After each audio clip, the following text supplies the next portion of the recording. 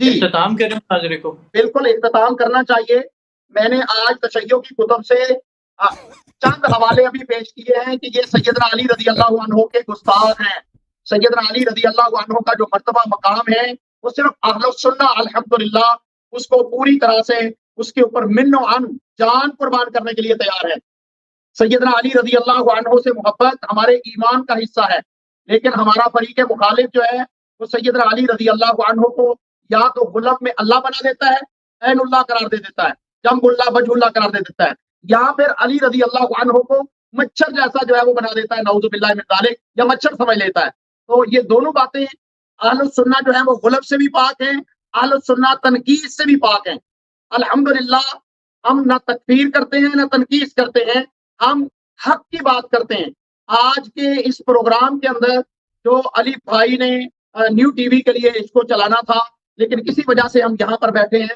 الحمدللہ میں ناظرین کرام کو یہ بتانا چاہوں گا کہ ہم سیدنا علی رضی اللہ عنہ اور آپ کے گھر والوں سے، آپ کے خاندان سے اسی طرح محبت کرتے ہیں جس طرح ابو بکر و عمر رضی اللہ عنہم، عثمان رضی اللہ عنہ، امیر معاویہ رضی اللہ عنہ سے محبت کرتے ہیں. اسی طرح ہم ان سے بھی محبت کرتے ہیں، کیونکہ مراتب اگر نہ ہوں تو یہ زندگی ہوتی ہے. لیکن تشیع والے جو ہیں ان کے نزدیک سیدنا علی رضی اللہ عنہ سنتے سنتے کہ بہت اوپر چلے گئے، لیکن جب حقیقت نکلی تو وہ حقیقت جو ہے وہ اتنی بھیانک نکلی کہ نعوذ باللہ من ذالک قرآن کے اندر جو ہے تفسیر کرتے ہوئے ان کو مچھر بنا دیا گیا، اور یا پھر عورتوں کو خریداری کے لیے ان کی پنڈلیاں ننگی کر کے نعوذ باللہ ان کو دیکھنے والا دکھا دیا گیا. ابھی تو اور بھی بہت ساری چیزیں تھیں، ٹائم کافی ہو چکا ہے. جبکہ یہ تو علی رضی اللہ عنہ کو رسول اللہ صلی اللہ علیہ وسلم کے گریبان سے آخری وقت جب ان کو دفن کرنے سے پہلے کفن پہنا کر، غسل دے کر، کفن پہنا کر ان کی کتابوں کے اندر علی رضی اللہ عنہ کو یہ دکھایا گیا کہ نعوذ باللہ انہوں نے کفن سے رسول اللہ صلی اللہ علیہ وسلم کا گریبان پکڑ کے بٹھا لیا تھا. تو تشیع کے اندر اس قدر جو ہے وہ غلط موجود ہے اور تنقید موجود ہے کہ الامان الحفیظ. لہذا انشاءاللہ اگلا مناظرہ میں پھر یہاں پر اعلان کر رہا ہوں، زندہ رہا تو 4 تاریخ کو انشاءاللہ یہ حسن کے توقع کے مطابق جو یہ کہہ رہا ہے کہ میں رسول اللہ صلی اللہ علیہ وسلم میں بات کروں گا. میں سب ناظرین کا بڑا شکریہ ادا کرتا ہوں، بالخصوص علی بھائی صاحب، علی آصف بھائی کا اور مولوی قیوم صاحب کا کہ وہ تشریف لائے ہیں اور یہاں پر ان سے گفتگو ہوئی ہے اور ان کو جاننے کا موقع ملا ہے. تو آپ سب لوگوں نے دیکھا کہ مولوی قیوم صاحب کے پاس سوائے جھوٹ کے کچھ بھی نہیں ہے. احادیث ان کے ساتھ ہم نے کتنا کہہ دیا بھائی کہ حدیث پوری پڑھو، اور صرف سے کہا کہ بھائی اگر پوری نہیں پڑھتے تو وجہ بتاؤ کہ کیوں نہیں پوری پڑھتے وہ بھی نہیں بتایا اس نے. پر جب پوری حدیث نکال دی، کہہ دی کہ وہ یہ تھا کہ امیر المؤمنین علیہ السلام کا کوئی اگر اللہ کے سے مقابلہ کرا دے تو پھر ان کو ہم مرتبہ بنا دے، تو اس کے لیے بتایا گیا کہ یہ امیر المؤمنین علیہ السلام اللہ کے مقابلے میں مچھر بھی نہیں ہے. ٹھیک ہے نا. لیکن اسی حدیث میں ہے کہ امیر المؤمنین اور رسول اللہ صلی اللہ علیہ وسلم کو اللہ تعالیٰ نے اتنی فضیلت دی ہے کہ خلائق اول دہر سے آخر دہر تک کسی کو وہ فضیلت نہیں ملی، چاہے نبی ہو، چاہے کوئی ملک ہو، کوئی فرشتہ ہو. اسی حدیث میں، ٹھیک ہے نا. تو یہ بالکل حدیث کو غلط پیش کر رہے تھے.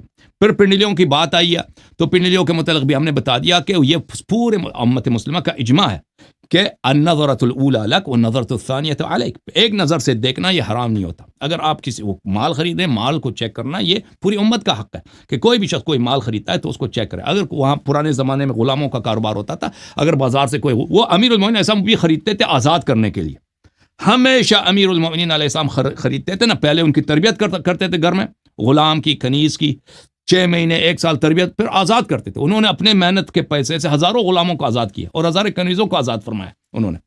ٹھیک ہے نا. رسول صلی اللہ علیہ وسلم کا بھی طریقہ کار تھا، وہ غلام نہیں خریدتے تھے اس کو رکھنے کے لیے. غلام بازار میں بیچارے کو خریدتے تھے، پھر اپنے جیسے کھانا کھاتے تھے انہوں کو اسی کھانا کھلاتے تھے، جو خود کپڑا پہنتے تھے اس سے بہتر کنیزوں غلاموں کو پہناتے تھے اور پھر ان کو آزاد کرتے تھے. تو یہ مسئلہ دکھانے کے لیے کہ اگر آپ بازار سے کوئی چیز خریدتے ہیں تو دیکھنا آپ کے لیے جائز ہے. تو اس کے پیر کی طرف دیکھتے تھے. اس شخص نے بار بار جھوٹ کہہ دی کہ بھئی وہ وہ امیر المؤمنین علیہ السلام اس کی شرمگاہ کی طرف دیکھتے تھے. اس کو شرم بھی نہیں ہے جھوٹ بولتے ہوئے. پھر انہوں نے کہا کہ حضرت زہرا سلام اللہ علیہا نے سب کے سامنے آ کے انہوں نے اپنا جو ہے سر مبارک جو ہے ننگا کر دیا. وہ بھی پتہ چلا کہ یہ شخص جھوٹ کہہ رہا ہے. ٹھیک ہے نا. وہ کسی حدیث میں نہیں. اس نے جو بھی دلیل لایا شیخ کتب سے اس نے جھوٹ بولا. سب لوگوں نے دیکھا ہے وہ حدیث کو اس نے غلط، اور ہر حدیث ہم نے بعد میں دکھا دیا کہ اس میں وہ الفاظ نہیں. اچھا، انہوں نے کہا کہ پھر ایک اور حدیث کی طرف اشارہ کیا کہ رسول صلی اللہ علیہ وسلم کے وفات کے بعد ان کے گریبان سے پکڑا ہے. گریبان کا لفظ کسی میں نہیں ہے.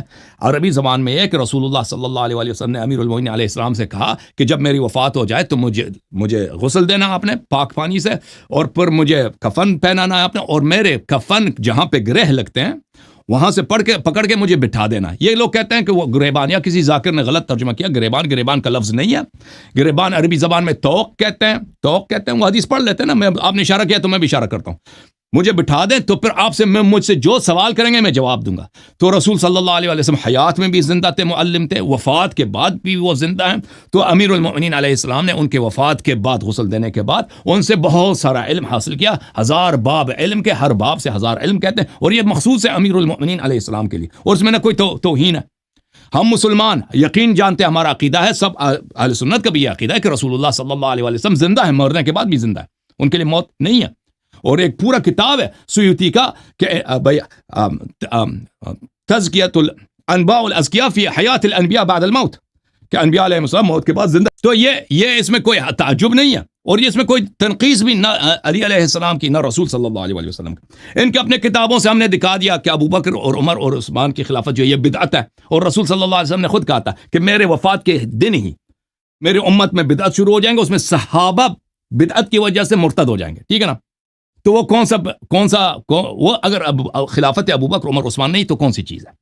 پتہ چلا وہ بیعت, وہ چیز جس کی وجہ سے صحابہ کافر ہو گئے, مرتد ہو گئے. ان کی اپنی کتاب بخاری سے میں نے دکھا دیا, وہ خلافت ابو بکر ہے, اور خلافت عمر خلافت عثمان ہے. پھر ان کی اپنی کتابوں سے میں نے دکھا دیا ہے کہ تینوں خلفاء, تینوں کے تین, ان کے متعلق رسول صلی اللہ علیہ وسلم نے فرمایا کہ ان کے یہ ظاہر میں انسان ہے, باطن میں یہ شیطان ہے, یہ نہ میری سنت پر ہے نہ میری ہدایت پر ہیں, اور یہ نہ میری دین کو مانتے ہیں, اور یہ میرے تابع نہیں ہیں. اور فرمایا کہ یہ ان کے بعد میرے بعد ان کو خلافت ملے گی. ان کا اپنی کتاب میں موجود تھا, میں نے دکھا دیا, اس نے جواب نہیں دیا. ان کی اپنی کتاب سے میں نے دکھا دیا کہ ان کی جو ہے خلیفہ ابو بکر, اس کی حالت یہ تھی کہ اس کی بیوی جو ہے اپنے لیے بیٹے پیدا کرتی. بیٹے کیسے کہ جس بھی نامحرم کو اٹھا لو اس کو اپنی چاتی دے دو, بیٹا بن جاؤ, جی بیٹا بن جاؤ. اس نے اس کا جواب نہیں دیا. ان کی اپنی کتاب سے میں نے دکھا دیا کہ عثمان عمر کے گھر لونڈیاں جو ہیں پستان کھول کے ٹاپ لیس چلتی تھیں, ٹاپ لیس. یہ امریکہ میں رہتا ہوں, یہاں پہ ہر جگہ یہ نہیں ہوتا. جو سب سے گھٹیا قسم کے فاحشہ خانہ ہوتا ہے وہی ہوتا ہے, وہیں پہ ہوتا ہے. تو ان کے خلیفہ کا گھر ہوتا تھا. اس نے اس کا جواب نہیں دیا. اچھا, ان کے اپنی کتاب سے ان کو معاویہ سے بڑا پیار ہے, بنی امیہ سے بڑا پیار ہے. میں نے دکھا دیا کہ ان کا بنی امیہ کا جو بڑا ہے, معاویہ کا جو بڑا لیڈر ہے وہ عثمان تھا. اس کے بیوی کو صحابہ کرام نے کیا کیا تھا, تابعین نے پیچھے سے اس کی تشریف کو ٹچ کیا تھا اور خوب مزے اٹھائے تھے, اور اس نے اس کا دفاع نہیں کیا تھا. ٹھیک ہے نا. اور پھر میں نے اپنی کتاب سے دکھا دیا کہ رسول اللہ صلی اللہ علیہ وسلم نے ان کی نانی ہند سے جو بیعت لیا تھا, وہ بیعت کس بات پہ تھا کہ اپنی آج کے بعد زنا نہیں کرنا, آج کے بعد آپ نے مال چوری نہیں کرنا, اور آج کے بعد آپ کسی بیٹے کو زنا سے جو پیدا ہوتی ہے اس کو زندہ دفن نہیں کرنا. ٹھیک ہے نا. ان کی اپنی کتاب. اور میں نے ان کی اپنی کتاب سے دکھا دیا کہ ان کی رسول صلی اللہ علیہ وسلم کی بارگاہ میں جنگ احد میں رسول صلی اللہ علیہ وسلم کے شاعر حسان ابن ثابت نے سب صحابہ کے سامنے شہادت دیا کہ ہندہ معاویہ کی ماں زانیہ. وہ شعر بھی میں نے پڑھ کے سنا, اس نے جواب دیا, اس نے جواب نہیں دیا, اس نے بالکل جواب نہیں دیا. ٹھیک ہے نا. یہ سب ان کی کتابوں سے, اور اس کے علاوہ میں نے بہت ساری باتیں ان کی کتابوں سے دکھا دی. کسی ایک کا اس شخص نے جواب نہیں دیا, تو میں بہت شکریہ ادا کرتا ہوں علی بھائی کا, اللہ ان کو بہت سلامتی دے. Thank you sir. چلیں جناب. یہ بڑا ناصبی بولتا تھا جی, آیا ناصبی کی طبیعت صاف ہو گئی نا. شیو جوم جاؤ, شیو جوم جاؤ. آئے ہائے, دفن کر دیا, آج دفن کر دیا نا. اب تو اس نے جواب دیا بھائی, ابو بکر کا اس نے جواب دیا, عمر کسی کا جواب نہیں دے سکا یہ شخص.